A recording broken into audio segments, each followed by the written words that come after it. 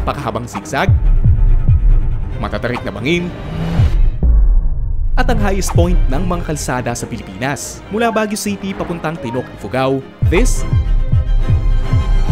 is the most dangerous bus route in the Philippines. Good morning from Baguio City. Nandito tayo ngayon para sa isa na namang biyahe. But this time, it's a very different one and it's a very interesting route dahil pupunta tayo sa Tinok, Ifugao. March 2024, gumala kami ng mga kaibigan ko sa Tinok, Ifugao na kung saan makikita ang new highest point ng Philippine Highway System. And along the way, may nakasabay kaming bus paakyat. Yun.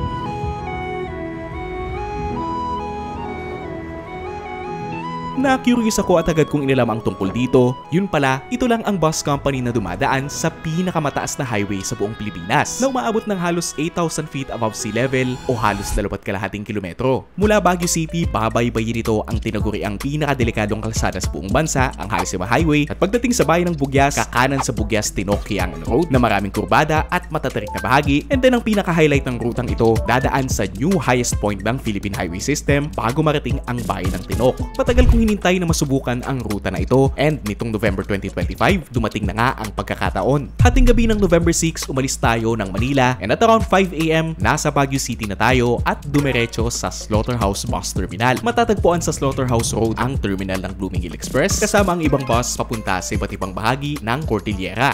So right now it's almost 6 AM. Sakto lang yung dating natin dito kasi baka mamaya magsakay na rin yung bus. And full circle moment, ang bus na sasakyan natin yung mismong nakita ko noong 2024. So ito na yung bus, Blooming Hill Express. It's a hiker bus. Actually, the only hiker bus na bumabiyahe dito sa Halsema route. So ito na, nilagay na yung signboard. As of now, iisa lang ang biyahe ng Blooming Hill papuntang Tinok. At ang schedule, 7 AM umaalis dito sa Slaughterhouse Baguio. Pero bago pa man mag 6 AM, pinasakay na nga tayo. So ito, nagpasakay na guys. Nakakuha tayo ng maayos na upuan. Kita natin ang maayos itong mga dadaanan along the way. Wala akong idea kung gaano karami ang sumasakay dito. Pero today, konti lang ang kasabay natin dito sa terminal. Muntik pa nating masolo yung isang hilera. Going into this trip, may problema na agad tayo. May paparating na bagyo at kasama sa dadaanan ang Cordillera. Sa ngayon maayos pa ang panahon, pero hanggang kailan? Magiging maayos kaya ang ending ng ating adventure? Malalaman natin yan mamaya. Eto na, moving na tayo. At exactly 7 AM, umalis tayo ng Baguio City. Bye bye Baguio. Dumaan muna tayo sa Magsaysay Avenue ng Baguio City at sa unahan lang, sinimulan na natin ang Halsema Highway.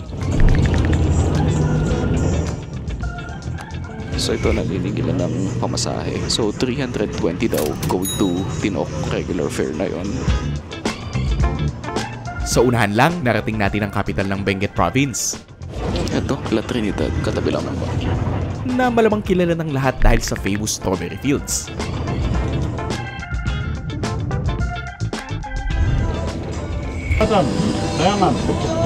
Dumami ang mga sasakyan pagpasok ng La Trinidad, pati na rin ang mga tao sa daan. At nang marating ang sentro, may sumalubong sa atin na traffic. Nakausad din naman tayo matapos ang ilang minuto. And then sa unahan, nakita natin ang Kapitolyo ng Benguet Province. So ito, Halsema Highway na to.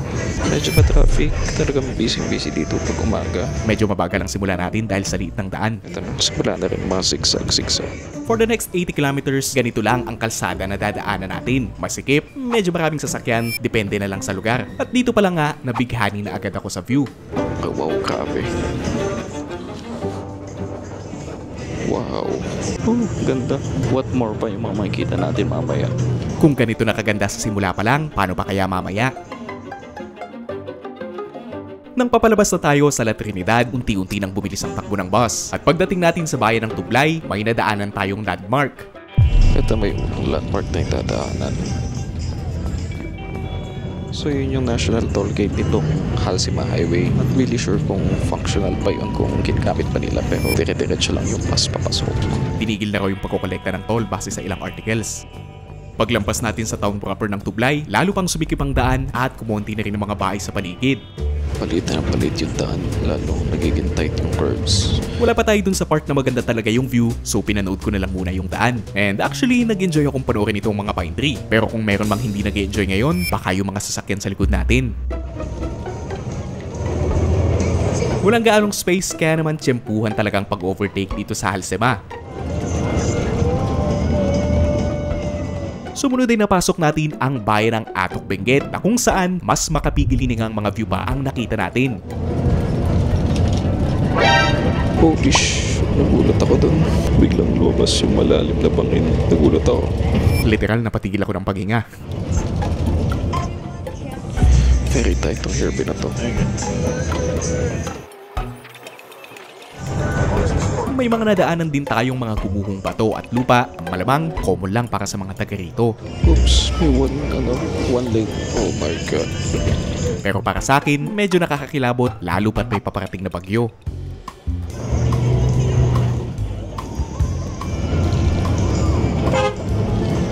At makalipas ang higit isang oras mula Baguio, tumigil ang bus sa gilid ng kalsada.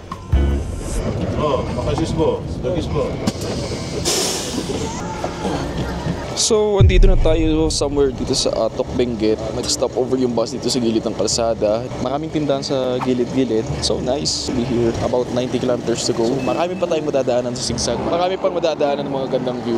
Very exciting itong ruta natin for today. Maikli lang itong stopover dahil after 3 minutes, tumuloy na rin tayo. Buti na lang at maganda ang panahon ngayon dahil ang mga sumunod nating nakita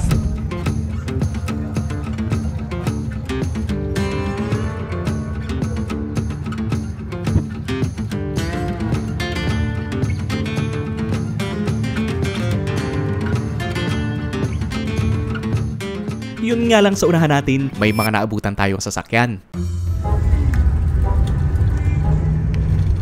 Ilang minuto rin tayong nakabuntot kaya naman naisipan ko munang kumain pampawala ng inip. Pero makalipas ng ilang kilometro, nawala rin ang inip dahil sa view na sumalubong sa atin.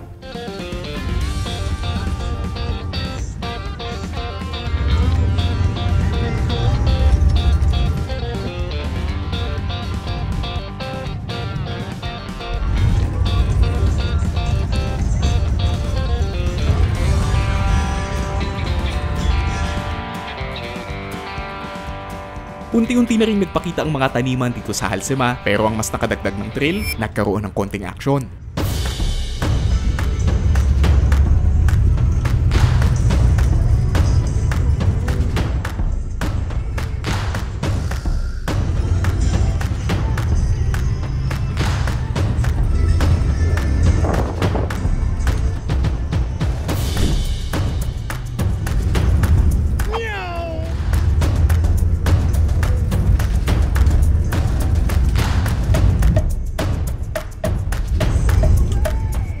Ito rin isa sa mga inaabangan ko kasi ito yung nakita namin ng mga kaibigan ko nung pumunta kami dito.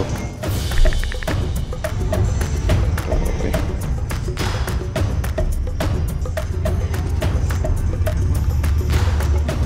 Now usually, isang maling galaw lang pwedeng mangyari ang kahit ano. Pero para sa mga motorista na madalas dito, sabihin na lang natin na alam nilang diskarte. At makalipas ang halos 50 kilometers mula Baguio, may landmark na naman tayong dadaanan. May naman palapit na tayo sa half-tunnel section ng Halsema. Kilala ito dito sa Atok dahil, well, kalahati lang kasi yung tunnel. Half-tunnel. But it gives you an idea kung ano ang bumubuo sa mga bundok sa bahaging ito, and as you can see, puro bato. Papalapit sa town proper ng Atok, unti-unti nating nakita kung gaano na tayo kataas. Roughly 8,000 feet above sea level ang taas ng Atok at kung may history ka ng altitude sickness, I would suggest na humingi muna ng advice mula sa isang professional bago bumiyahe rito.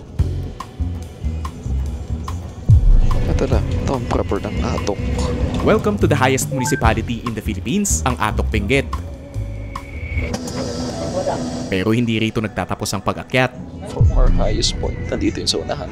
Sunod na landmark sa ating listahan, walang iba kundi ang dating highest point. At sabi ko nga, ito ang highest point ng lahat ng kalsada sa buong Pilipinas until 2019 nang magawa ang kalsada papuntang Tinok Ifugao. More on that later.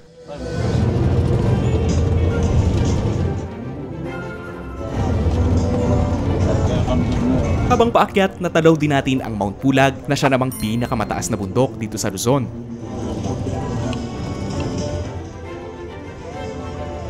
At matapos ang 2 kilometro mula sa bayan, ito, former highest point. Ayun.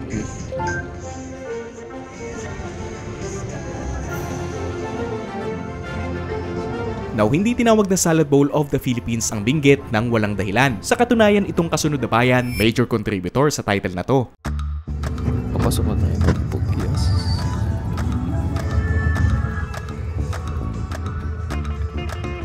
Bumungad sa atin ang malalawak na taniman dito sa unang barangay ng Bugyas. Hindi rice terraces, kundi vegetable terraces. Then sa unahan lang,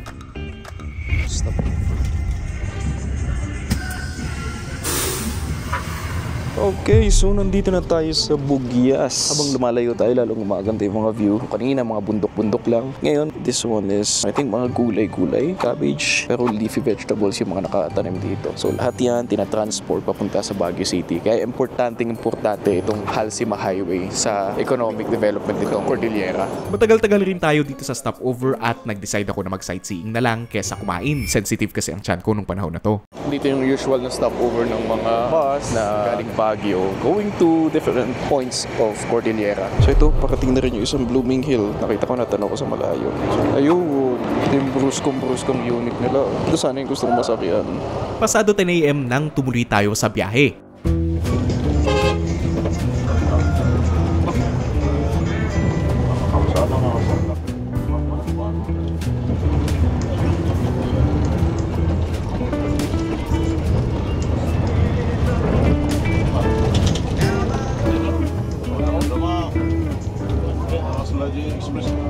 May ilang roadworks tayong nadaanan pero paglampas sa mga yon, tuloy-tuloy na ulit sa pagtawid sa mga bundok. Ilang kilometro lang, bumungad sa atin ang mas malawak na taniman. Wow, vegetable farm siya. Mga leafy vegetables yun nakatanim. Mga pechay. Saan ka man tumingin, dominant ang kulay green. Pero sa kabila ng ganda ng mga to, hindi ko maiwasang maawa sa mga magsasaka dahil sa paparating na bagyo. Sana hindi masira ang mga tanim nila. Wow, ang ganda dito.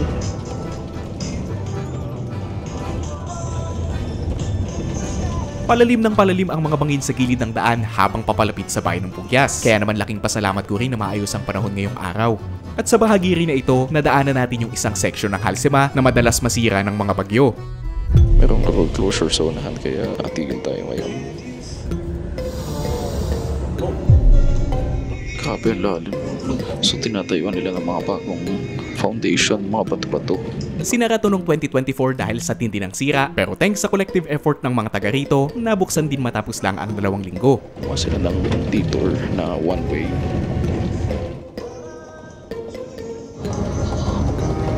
Halos 4 na oras na rin tayong nagbabiyahe at may ilang kilometro pang natitira.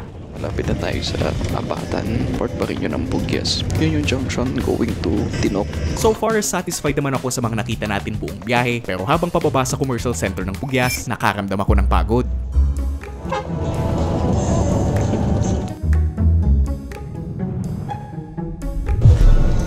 Medyo nakakaramdam na ako ng antok. Putol-putol kasi yung tulog ko kanina nung biyaheng Baguio. So wala maayos na tulog. Funny enough, kalahati gising kalahati tulog na ako sa puntong to, kaya out of focus yung video. Ilang minuto pa nga, dumating tayo sa junction ng Abatan Bugyas. Dito na tayo kumanan papuntang Tinok. Ito na, kita ko na yung signage. Kakaanan na tayo papuntang Tinok. Now I know na mas matindi na ang mga kalsada rito, kaya naman mas lalo akong na-excite.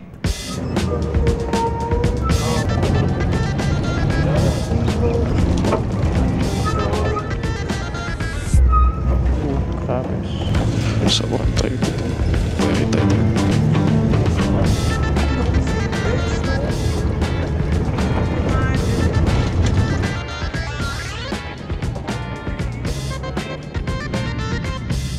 Dumaan tayo sa bayan ng Bugyas at naka-experience naman ng konting patag. Pero ito na rin ang huling patag na madadaanan. Also, ito na rin ang huling bayan ng Benguet.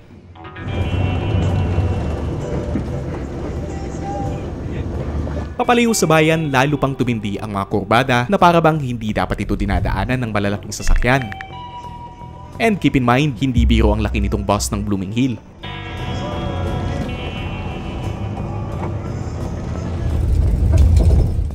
Literally, nasa pagitan tayo ng matatarik at mabatong bundok, meron pang mga bakas ng pagguho sa ilang parts. Pero kahit ganon, may ilang interesting na bagay naman tayong nakita sa pagdaan dito.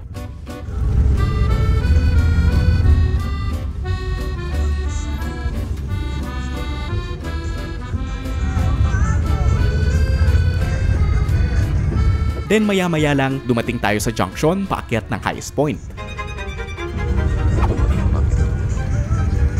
Oh. Grabe ang steep. Steep na siya nasa kotse pero mas steep pa siya nung pagsapas. Matarik, kapituko, at yung makina nitong bus tuloy-tuloy lang sa pag-iiyak.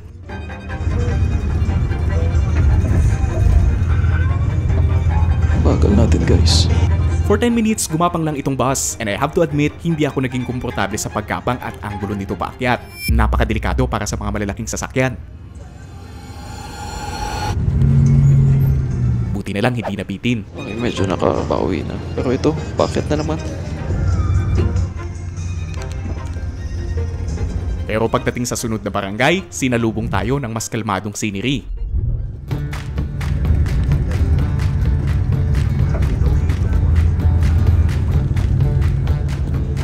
Nagpatuloy lang tayo sa pag-akyat habang isa-isa namang bumaba ang mga tao sa mga sumunod na barangay.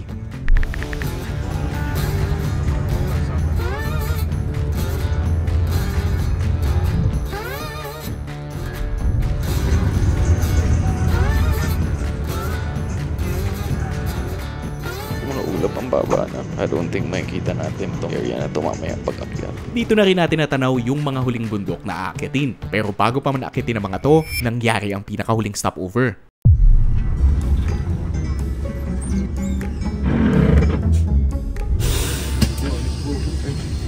Ito na, final stop before tayo makyat dun sa highest point. Not sure kung saan to, pero part siguro ng Bugyas. 12 seconds later. Kuya, anong bayan po? Double, rin ang Bugyas at Mansolo. Mailang oras pa po? Sabihin mo ng isang oras. Dito chinek ng crew ang kondisyon ng bus dahil yung mga bundok sa unahan ang pinakamatarik sa rutang to. Doon tayo aakyat sa bundok na yun. Actually, akyatin muna natin yan. And then, pagdating sa taas, bababa tayo ng Tinok. Now at this point, konti na lang ang sakay na advantage na rin sa pag-akyat.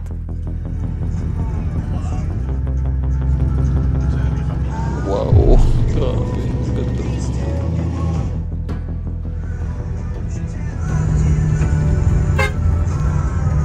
Pero habang papalapit sa highest point, mas naging delikado pa nga ang mga kalsada. Sa bagal ng takbo, nervyos ang naramdaman ko tuwing nagme-menor ang bus. Imagine dito pa nanggagaling yung mga nabibiling gulay sa Baguio o di kaya naman sa Manila. At ang nakadagdag ng kaba, kung mabitin man o bumulusok pababa, walang railings na sasalo sa sasakyan.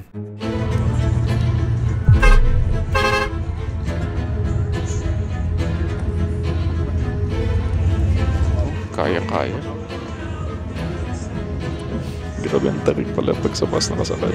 But amazingly, tuloy-tuloy pa rin itong bus paakyat.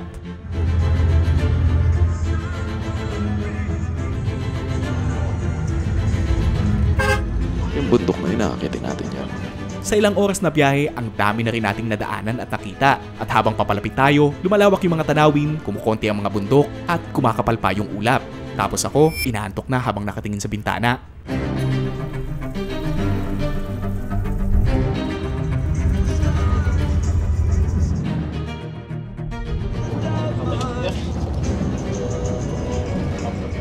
Excited ako. To be back here, sakay ng parehong bus na una nakita ko lang noon at nakuna ng video, sobrang saya and fulfilling both as a traveler and as a bus enthusiast. Yun nga lang, matapos ang ilang oras na biyahe papunta rito, balot na balot ng ulap yung pinakahinihintay natin.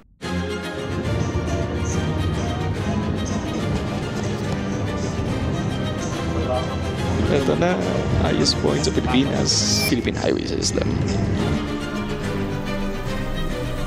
There we go. And just like that, nadaanan natin ang highest point ng Philippine Highway System. Na-disappoint lang ako sa kapal ng ulap. Matapos ang lahat ng lusong, ahon at ilang oras na biyahe, masasayang lang palang pagbiyahe natin papunta rito.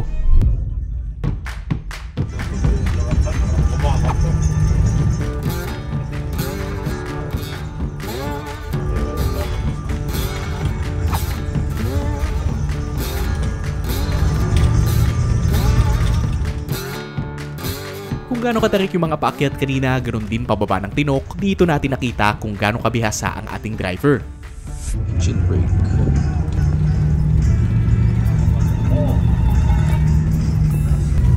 Pero ganun pa man, may konting takot pa rin na bumalik dahil sa mga sunod nating nakita.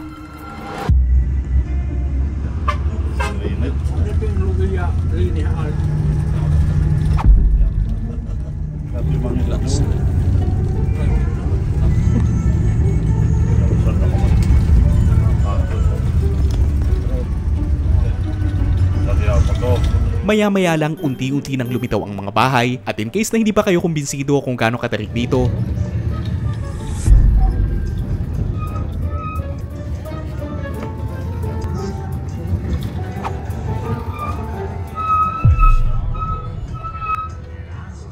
pero hindi pa rito natapos ang surprises. Bago marating ang pinakabayan, dumaan tayo sa kalsadang mapapaisip ka talaga kung dapat bang daanan ng ganito kalaking sasakyan.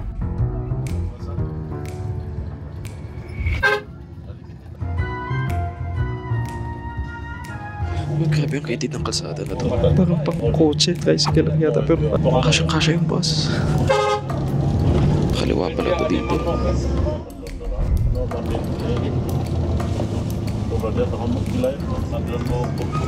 Oh my god, this is insane.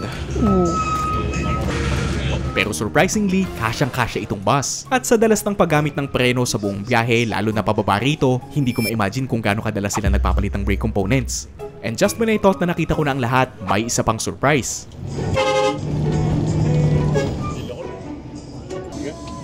Oh. It's been an incredible journey dahil matapos ang maraming liko-liko, mga bundok at tahunin at magagandang view sa daan, finally dumating tayo rito sa maliit na bayan na tahimik at malayo sa ingay ng lungsod. Dito mo marirealize kung bakit special ang mga ganitong biyahe. Ang daming bagay na hindi madalas makita, ibang daan, ibang tanawin, and before you know it, ang tagal mo na palang nasa biyahe dahil ang daming bago sa mata. Ito na tayo, downtown. Pero matapos ang mahigit 5 oras mula Baguio City, dumating tayo sa bayan ng Tinok, Ifugao. Ito na po ba? Salamat po.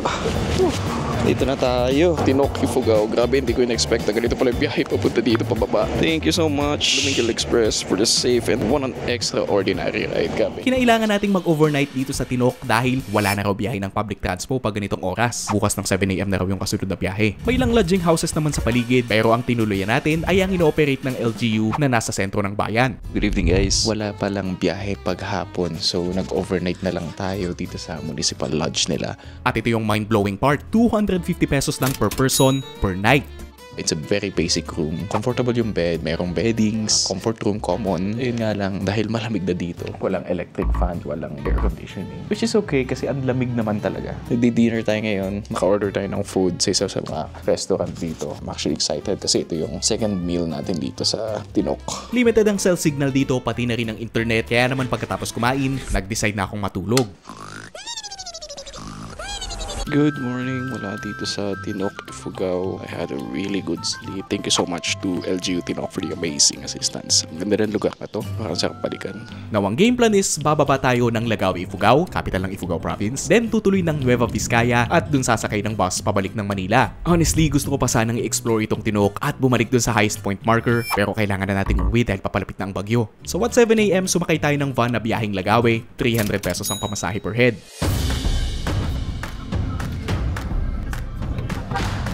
Sa mga sumunod na oras, zigzag, rough roads, at may mga landslide pa rin tayong nadaanan. Pero may magagandang tanawin pa rin.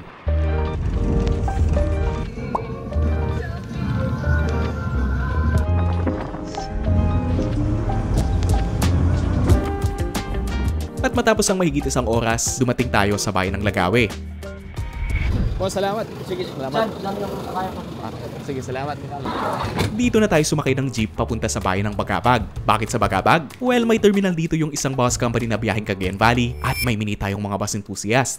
Ito yung mga kasama ko today. Minute nila tayo. Pumunta pa sila all the way from Bambang. Pumunta pa sila from Bambang para lang mamit tayo dito. Vincent. Dijon. Ayan. Gaya ng ibang encounters, nakipag-usap, tanungan ng favorite bosses, kumain, at nakipagpalitan ng ideas. Ano na ako? Sir. Ingat ah. Nice meeting you both. Next time ulit. Basta na. Tingnan na, babay na. Basta may bakante no? Sampalok. Naghihintay sila ng matras ng bus para kunin ang picture. Eto, alis na.